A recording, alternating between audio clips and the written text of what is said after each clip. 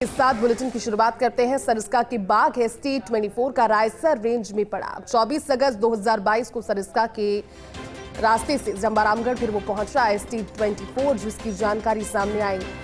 24 महीने में नाप दिया पूरा जंबारामगढ़ क्षेत्र। कभी साऊ की पहाड़ी तो कभी निमही, खोरा मीना और अशरोल तक गया। इन दोनों बेहतर परिवेश और पानी की उपलब्धता के चलते रायसर रेंज आई ST-24 को काफी रास। DCF जयपुर वाइल्ड ग्रामीण ओम प्रकाश शर्मा के निर्देश पर नियमित मॉनिटरिंग लगभग 5 वर्ष के हुए ST-24 ने जंबारामगढ़ क्षेत्र को अपनी टेरिटरी बना लिया है, लेकिन एकाकी जीवन बिताने से स्ट्रेस का शिकार वो हो सकता है। वन विभाग अब इसके लिए 2 फॉर्मूले पर विचार कर रहा है। ST-24 के क्षेत्र में एक बाघिन को छोड़कर पैर बनाने की कोशिश की जा सकती है या फिर उसे ट्रैंकुलाइज कर वापस सरिस्का छोड़ने पर विचार किया जा सकता है।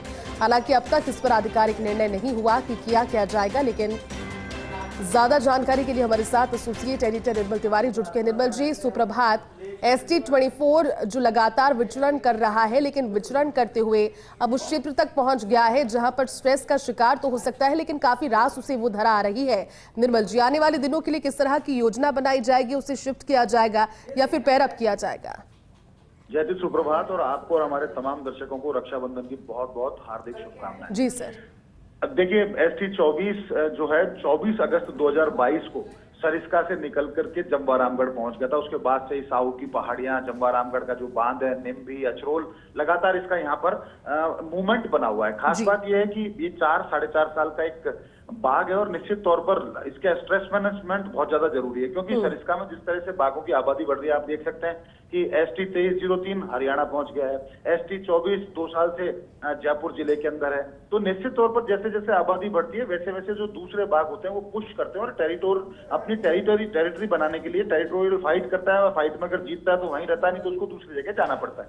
ST-24 के साथ यही था। इसके भाई ST-25 ने इसको पुश किया था, उसके बाद से यहाँ पर है। हालांकि यहाँ पर प्रेबेस बहुत अच्छा है, इसको खाने को बहुत अच्छा सब कुछ मिल रहा है, पानी पीने को इसको पर्याप्त मात्रा में उपलब्ध है। ऐसे में यहाँ से वापस ही नहीं गया और 2 साल से इसने अपनी टेरिटरी जंबारामगढ़ को ही बना लिया है। अब वन विभाग के लिए 2 फार्मूले पे विचार कर रहा है। पहला फार्मूला तो ये कि एक फीमेल बाघिन को ला करके यहाँ पर छोड़ा जाए ताकि इनका यहाँ पर पेयर बनाया जाए और इसका स्ट्रेस मैनेजमेंट भी हो और यहाँ पर बाघों की आबादी भी बढ़े। दूसरा ये है, अगर यहाँ बाघिन नहीं छोड़ी जाती, क्योंकि एक बाघिन को रिलीज करने के लिए जरूरी है कि वो जो क्षेत्र है वो कोर क्षेत्र में आना चाहिए किसी भी टाइगर रिजर्व के में। और क्योंकि जंबारामगढ़ का ये जिस क्षेत्र में है वो कोर क्षेत्र में नहीं आता, ऐसे में बाघिन छोड़ने में टेक्निकली दिक्कत है। अगर NTC उसकी मंजूरी देता है तो यहाँ पर बाघिन छोड़ी जाएगी, और ऐसा नहीं होता है तो इसको एक फार्मूला ये भी है, इसको यहाँ से ट्रैंकुलाइज करके इसको वापस सरिस्का में किसी ऐसी जगह छोड़ा जाए जहां पर पहले से बाघिन मौजूद हो, यानी वो वहां जाकर अपना पेयर बना ले और उसका स्ट्रेस मैनेजमेंट हो सके। क्योंकि वाइल्ड लाइफ में खासकर टाइगर में देखने को मिलता है जैसी, अगर वो एकाकी जीवन बिताता है तो उसमें स्ट्रेस होता है और स्ट्रेस की वजह से उसका लाइफ स्पान कम हो जाता है। क्योंकि एक बाघ का लाइफ स्पान 14 से 15 साल होता है, ये 4 से 4.5 साल का बाघ हो चुका है,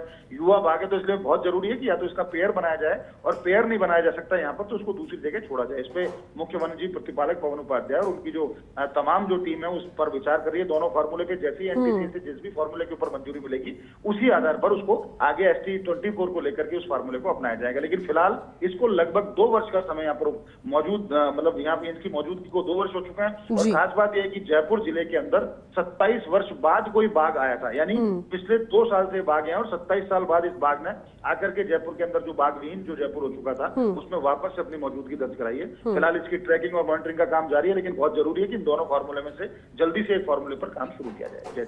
बिल्कुल निर्मल जी, लेकिन अब क्योंकि हम बातें कर रहे हैं संभावनाओं पर और जो आने वाले दिनों में हो सकती है, लेकिन अब ये समझ पाना वन्यजीव प्रेमियों के लिए तो कहीं ना कहीं टेक्निकली आसान हो जाता है, वो पढ़ते रहते हैं, लेकिन स्ट्रेस मैनेजमेंट इंसानों के अलावा क्या जानवरों में भी होता है निर्मल जी? और खासतौर पर बाघों को जब पढ़ते हैं, जब टाइगर्स के बारे में पढ़ते हैं, डिस्कस करते हैं, तो कई सारे ऐसे एलिमेंट्स सामने आते हैं जो बताते हैं कि कितनी टेंडेंसी है ह्यूमन टेंडेंसी से जुड़ते हुए स्ट्रेस मैनेजमेंट का भी आप एक जिक्र कर रहे हैं अभी। बिल्कुल बिल्कुल जयती, देखिए बहुत ही टेक्निकली सवाल पूछा आपने, बहुत अच्छा सवाल है। वाइल्ड लाइफ के अंदर खास बात ये होती है कि वाइल्ड लाइफ अगर एकाकी जीवन बिताता है तो उसमें स्ट्रेस आता है जी। या फिर उस जगह ग्रामीणों का बहुत ज्यादा दखल हो, इंसानी दखल बहुत ज्यादा हो तो उसमें स्ट्रेस आता है। और स्ट्रेस आने की वजह से क्या होता है उसमें इनब्रीडिंग की समस्या हो जाती है। सरिस्का ने दर्ज को बहुत लंबे समय तक झेला है। यहाँ की कुछ बागिन जो रणथंभौर से यहाँ शिफ्ट की गई थी वो हमेशा के लिए बांझ इसलिए रह गई क्योंकि जैसे ही सरिस्का के अंदर उनको छोड़ा गया वहाँ आसपास इतनी ग्रामीण बस्ती थी, खासकर सुकोला, डाबली, हरिपुरा, क्रासका, काकवाड़ी ऐसे गांव थे जिनमें लगातार ग्रामीणों का मूवमेंट जंगल के अंदर बना रहता था। ऐसे में बागिन स्ट्रेस का शिकार हो जाते थे।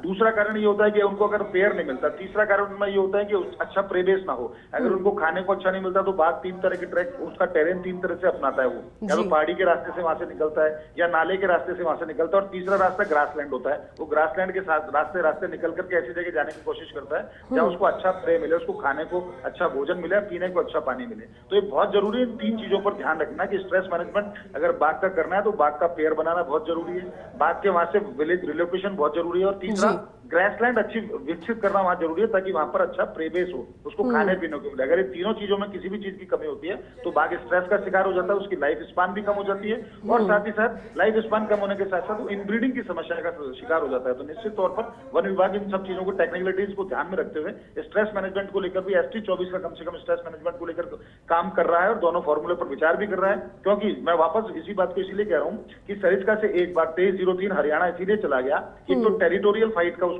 बहुत ज्यादा दिक्कत का सामना करना पड़ा था, उसको दूसरे बाघ पुश कर रहे थे वहां से। तो उसलिए बहुत जरूरी है कि इसलिए इस तरह की व्यवस्था की जाए कि बाघों को टेरिटोरियल फाइट का सामना ना करना पड़े, उनके लिए इस तरह के ग्रासलैंड विकसित करें ताकि वो अपनी नई टेरिटरी कोर क्षेत्र में ही बना सके। क्योंकि सरिस्का में 43 बाघ हो गए हैं, बाघों की संख्या इस वर्ष के अंत तक 50 एक्सपेक्ट की जा रही है। जैसे जैसे बाघों की संख्या बढ़ेगी उनमें आपस में इलाके की जंग भी होगी, इलाके की जंग होगी तो उनकी जान भी जा सकती है, उनका स्ट्रेस भी बढ़ सकता है। तो बहुत जरूरी है कि नए ग्रासलैंड विकसित हो, गांवों का विस्थापन हो और प्रेबेस को बढ़ाया जाए। बिल्कुल निर्मल जी, शुक्रिया आपका इस पूरी बातचीत के लिए।